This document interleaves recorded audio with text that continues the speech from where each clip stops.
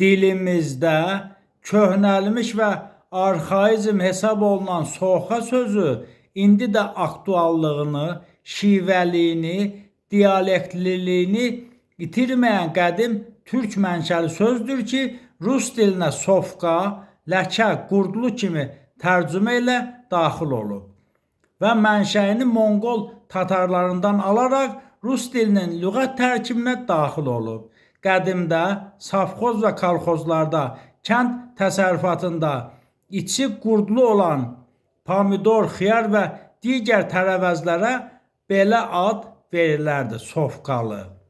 Bu söz həm də köhnə və təzə kimi də müasirliyini qoruyur.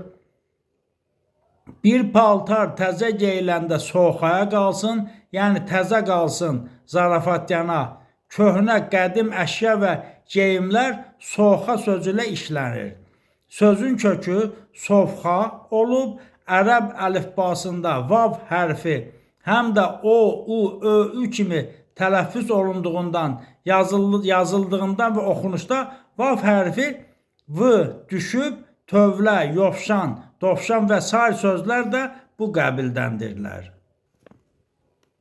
Birinin malı, qarası, toyuq cücəsi, qazı ördəyi, digərinin yaxud qonşunun həyətinə keçəndə soxuva yedur ifadəsi çox işlənən sözlərdəndir. Yaxın qədimdə bu söz ümumişlək söz hesab olunardı. Soxa dilimin ucundadır kəlməsi nəyisə yada salmaq, xatırlamaq işarəsinə ehyam idi. Rus dilində hal-hazırda geniş işlənən suka sözü də mənşəyini sofqa sözündən alıb, xəbərçi, satqın, işverən mənası kimi işlənir və ilkin variant anlamını itirib. Soxa, sofxa, suka, suxa sözləri ərəb əlifbasında oxşar samitlərlə yazıldığı üçün əlavə məna çalarları əmələ gətirirlər. Və samiti, v samiti düşdüyü üçün ilk heca uzanır, soxa kimi tələffüz olunur. Səs düşümü ən qədim dil nümunələrindəndir ki, türk dilində geniş yayılıb, bu qədimliyini, bu dilimizin qədimliyinin bariz nümunəsidir. Bu adət və ənənəni müasir dilçilikdə qoruyub saxlamaq vacibdir. Həm də dilimizdə bu söz bitişik yazılan və təkrar olunan soxa-sox sözünü də əmələ gətirə bilir ki, mənası da indi hala müasir anlamını verir. Qarma-qarışıq məna çaları da əmələ gətirir.